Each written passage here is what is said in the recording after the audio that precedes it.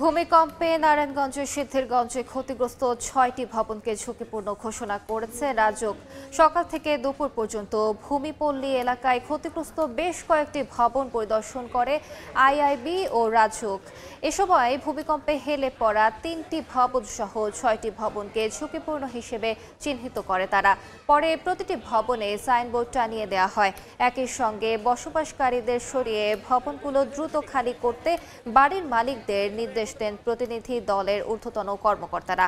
বলেন, ভবনগুলো নির্মাণের সময় ফাউন্ডেশন, বেসমেন্ট, পাইলিং দুর্বল থাকায় সেগুলো ক্ষতিগ্রস্ত হয়েছে।